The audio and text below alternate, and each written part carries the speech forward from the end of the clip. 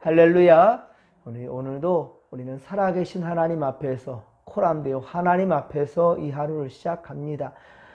여러분 어제 정말 비가 많이 왔습니다. 제가 우리 진목교회 온 지 이런 경험은 처음이었던 것 같아요. 비가 얼마나 많이 왔던지 어제는요 이 교육관까지 물이 들어오려고 그랬어요. 그러면서 또 어제 방송이 또 나면서 동네 분들은 예전에 물난리가 한번 있었지 않습니까? 그래서 더 초긴장이었던 것 같고요. 교회를 향하는 모든 곳은 전부 다 물에 잠겨가지고 이 큰 도로도 물이 잠겼고 각각 그 굴다리 좁은 걸어갈 수 있는 그런 곳들도 전부 다 물이 가득가득 차가지고 참 막막했습니다. 또 비가 많이 이렇게 오면 또 교회에 물이 새지 않을까 걱정이 되어가지고 결국은 저기 안성 쪽으로 쭉 돌아서 가니까 그래도 교회까지 오를 수가 있었고 감사하게도 교회는 비 피해는 없었습니다. 참 얼마나 또 이것이 감사했던지요. 하지만 앞으로도 계속 또 비가 온다는 소식이 있는데 다음 주까지 계속 진행될 텐데요. 여러분 교회도 성도들의 가정들도 비 피해가 없도록 또 여러분들 대비하시고 그렇게 또 하나님의 은혜가 있기를 간절히 빌고 소망합니다. 자, 오늘 주시는 말씀은 사도행전 3장 1에서 10절까지의 말씀인데요. 이전에 예수님 고난받을 때 예수님께 십자가에 매달리는 그 순간에 모든 제자들이 도망가 버렸죠. 베드로마저도 예수님이 가장 사랑했고 가장 가까이에서 그렇게 수석 제자라고 항상 어딜 가나 끼고 있었던 베드로임에도 불구하고 그런데 베드로는 예수님을 부인하고 도망가 버렸었지요. 자기 신변이 문제가 될까봐 두려워서 도망가 버린 겁니다.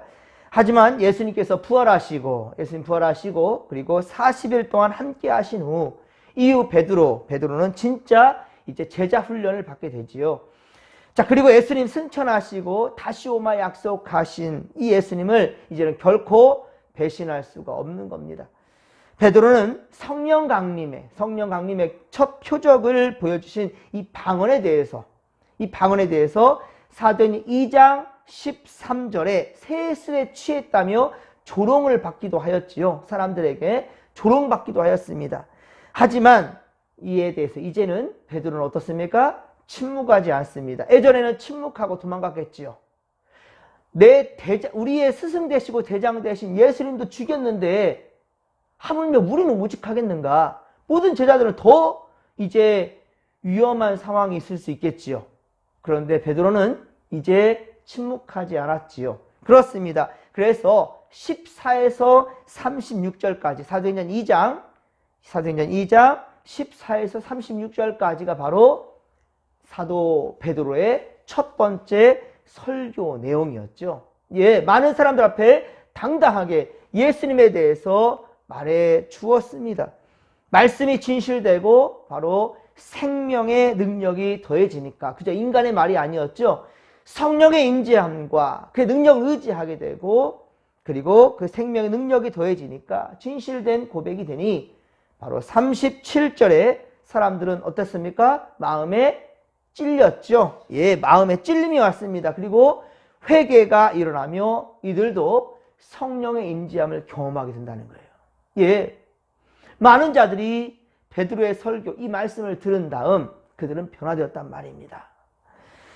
그래서 1장 15절 사도행전 1장 15절에 보면 모인 무리수가 처음에는 120명 정도 모여서 120명이 모여서 함께 이 다락방에서 함께 기도하며 그리고 성령의 임재함을 경험하게 되지요. 그리고 베드로의 설교 이후에 신도의 수는 얼마나 늘게 됩니까? 3,000명이나 이르게 되었다. 거의 20배 이상의 부흥이 일어나게 된 겁니다. 자, 그런데 수적인 부흥만이 아니었습니다. 수적인 부흥만이 아니라 사도행전 2장 43, 47절 이것이 바로 초대교회 때 그 모습입니다. 초대교회 때 그 모습을 보니 믿는 자들이 어떻게 했습니까? 자기들의 소유를 다 함께 나누었다라는 거예요. 함께 통용했다라는 겁니다. 구제 사업에도 최선을 다했습니다. 이 모습을 보면서 날마다 주변 사람들의 마음들은 어떻게 되겠습니까? 움직이게 되는 거예요. 여러분, 선행은 또 다른 이들에게 마음에 감동을 주는 겁니다. 선행, 여러분들의 그 하나의 선행이 선행으로 끝나는 것이 아니라 여러분들이 진정 하나님을 사랑하고 예수 그리스도의 그 믿음, 그 말씀의 정신을 받들고 살아가는 사람들은 그 선행은 반드시 다른 이들에게도 파급 효과가 있다는 거예요. 다른 이들의 마음에도 불을 지피게 된다는 겁니다. 변화가 일어나게 된다는 겁니다. 주변 사람들의 마음은 어떻게 됩니까? 움직이게 되었다는 것이지요. 주께서 구원받은 사람들을 그래서 날마다 더하게 하셨다라는 겁니다. 그 사람들을 더하게 하셨어요. 성령의 역사는요, 그래서 사람들의 생각을 초월한다는 겁니다. 예, 인간적인 생각에서 그러니까 여러분들 머무르지 마시고, 그리고 판단하지 마시고, 여러분들 그렇게 행동으로, 인간적인 행동으로 여러분들 치닫지 않기를 바랍니다. 오직 성령께서 주시는 생각으로, 예, 내게 능력 주시는 자 안에서 어떻다고요? 내가 모든 것을 할 수 있느니라. 할렐루야!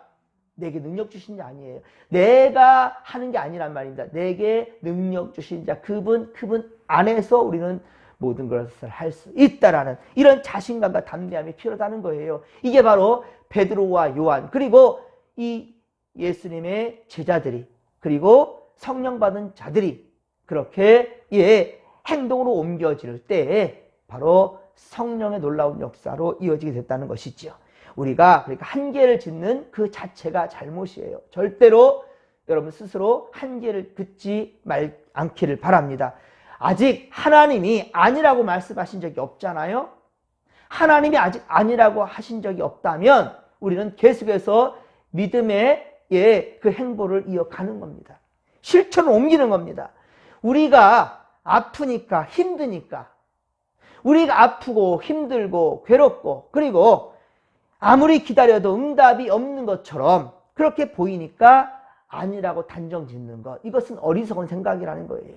예, 우리의 연약함, 여러분, 우리의 모습만 보지 마시고 우리를 능하게 하시는 바로 하나님을 볼 수 있기를, 그리고 십자가 위에서 구원의 역사를 이루신 바로 주님만 바라볼 수 있는 믿음의 권속들이 다 되시기를 주님의 이름 간절히 축원합니다. 과거에 베드로는 비겁한 자였습니다. 예, 비겁자였어요. 이제는 그런데 목숨 걸고 제자도의 삶을 살아가게 되었다는 거예요. 오늘도 나면서부터 못 걷게 된, 우리 오늘 본문에 보면 나면서부터 못 걷게 된 그 사람을 고치는 첫 번째 이제 기적을 베드로도 행하게 되었다는 거예요. 3장 1절에 보십시오. 이때가 언제였습니까? 제9시라 라고 얘기하고 있죠. 제9시라. 이 시간에 베드로와 요한이 어떻습니까? 성전에 뭐 하기 위해서 올라갑니까? 기도하기 위해서 올라갔다는 거예요.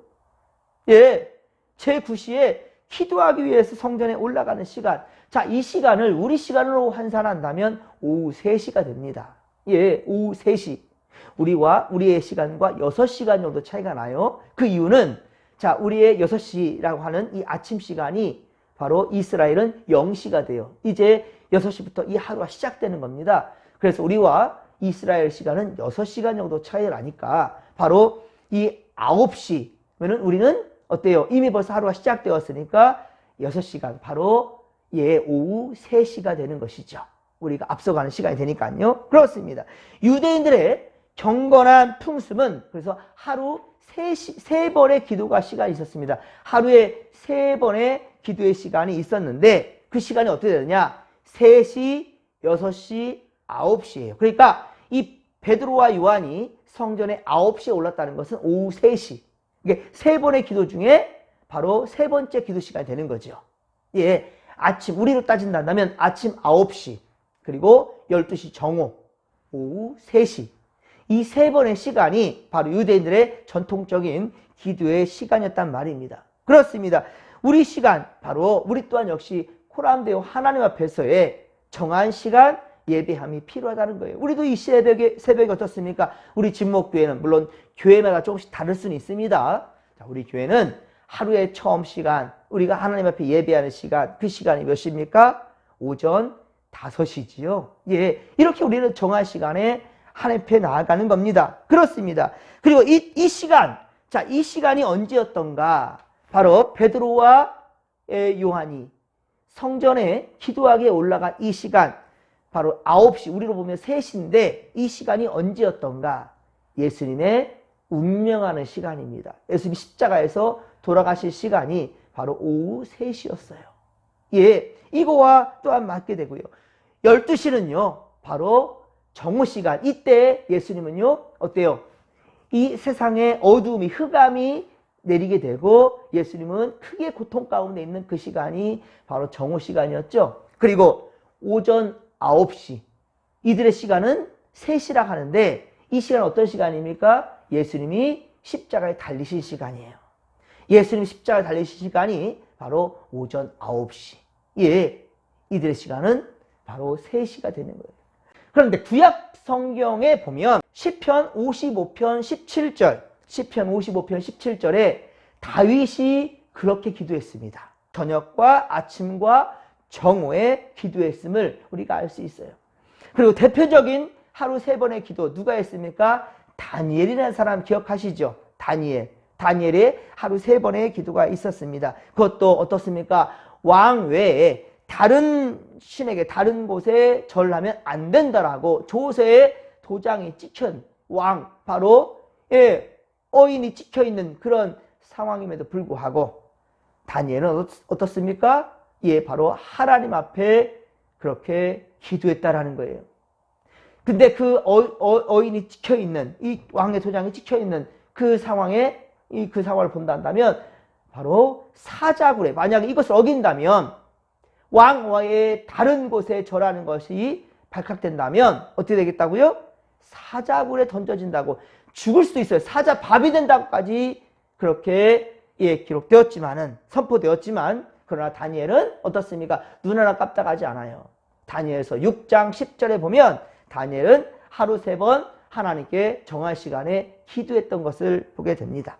지금 베드로도 기도하기 위하여서 성전에 올라간 거예요. 예, 지금 죽으면 죽으리라는 바로 에스더 여왕과 같은 그런 마음을 또한 품은 것이지요. 구원의 확신이 없어서는 이런 행동이 나타날 수가 없지요. 구원의 확신, 지금 죽어도 나는 다시 살 수 있다, 나는 하나님 나라 갈 수 있다 라는 확신이 있기 때문에 베드로는, 요한은 이런 결단과 이런 행동을 할 수가 있었던 겁니다. 믿음의 결단은, 여러분, 믿음의 결단은 두려움을 몰아내게 됩니다. 기도의 시간에 베드로와 요한은 성전 미문에 날마다 구걸하는 한 안진뱅이, 바로 나면서부터 걷지 못한 사람을 만나게 됩니다. 사도행전 4장 22절에 보면 나면서부터 못 걷게 된 그 병자의 나이가 얼마입니까? 40세라, 40여 세라라고 얘기하였으니, 그러니까 어떻습니까? 40여 년이나 단 한 번도 걸어본 적이 없는 그런 병자였던 것입니다. 단 한 번도 걸어보지 못했어요. 나면서부터 40여 년 동안 걷지 못했다라고 얘기하고 있어요. 베드로와 요한이 성전에 올라간 것은 기도하기 위하였지만 하나님께서는 그날, 바로 그 시간, 그들로 하여금 못 걷게 된 바로 이 장애인을 고치게 하셨고, 또한 어떻습니까? 그냥 병자 하나, 이 장애인 하나를 고치는 것이 끝나는 것이 아니라 많은 자들이 그를 통하여서 예수를 믿게끔 만드는 하나의 장치로 하나님은 사용하셨다는 것입니다. 6절에 보면 베드로의 강한 메시지가 있습니다. 이 메시지를 여러분들 많이들 아실 거예요. 우리 함께 6절 말씀을 같이 읽겠습니다. 베드로가 이르되 은과 금은 내게 없거니와 내게 있는 그것을 내게 주노니 나사렛 예수 그리스도의 이름으로 일어나 걸으라 하고 아멘. 할렐루야. 예, 그렇습니다. 베드로는 구걸하는 자에게 그가 동냥하는 은과 금은 없으니까 주지 못한 거예요. 하지만 그거보다 더 좋은 것을 줍니다. 왜 그러냐면 그가 지금 동냥하여서 구걸하여서 얻은 것이 있다는 다음에 지금은 그것을 가지고 뭘 먹고 또 잠을 청할 수 있겠지요. 하지만 내일은 어떻습니까? 또 구걸해야 되죠. 또 구걸해야 됩니다. 하지만 베드로와 요한은 그의 걷지 못한 것을 고침으로, 그의 장애를 고쳐줌으로 어떻게 됩니까? 이제는 그가 일을 하면 되는 거잖아요. 그게 더 복이 아니겠습니까? 여러분, 진정한 가장 중요한 것, 그에게 있어서 가장 필요한 것을 채워준다는 겁니다. 여러분, 우리가 기도할 때에도요, 내게 가장 필요한 것이라 생각하고 구하는 게 있을 수 있습니다. 이 지금 나면서부터 걷지 못한 자도 그에게 가장 필요한 것은 은과 금이라고 생각했을 것입니다. 지금 당장의 돈 몇 푼이 내 손에 쥐어지는 것이 그가 원하는 기도였어요. 하지만 어떻습니까? 하나님께서는요, 예, 그 손에 쥐어지는 돈보다 더 중요한 것, 그가 걷게 되는 것. 할렐루야! 그가 걷는 문제를 해결하는 거예요. 그러니까 때로는 기도의 응답이 다를 수 있어요. 하지만 원망하지 마십시오. 하나님은 더 좋은 것, 더 좋은 응답 주시고자 주님은 예배하고 있다는 거예요.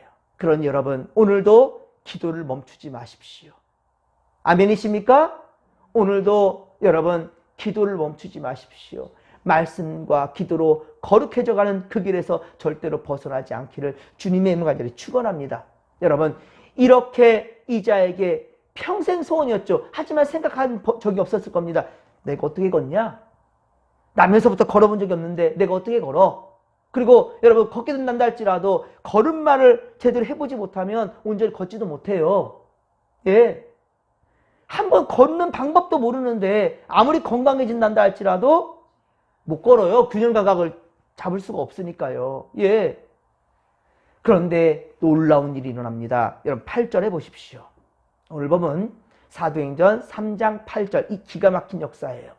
보십시오. 고침받은 자가 제일 먼저 한 행동이 무엇이었습니까? 어디로 들어갔어요? 자, 8절에 보십시오. 고침받은 자가 어떻게 합니까? 성전 안으로 들어갔다는 거예요. 어디로 들어갔다고요? 성전으로요. 아시겠습니까? 그가 고침받은 다음 제일 먼저 성전으로 갔다는 거예요. 여러분, 세상 친구들을 만나러 가거나 혹은 우리 어머니, 아버지, 부모님 만나러 달려갈 수 있었을 겁니다. 그렇죠?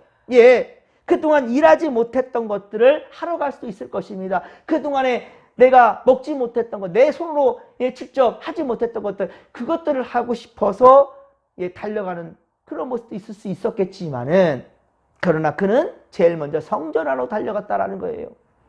여러분, 누가복음 17장에 보면 나병 환자 10명이 나병 환자 10명이 예수님께 고침받는 이야기가 나옵니다.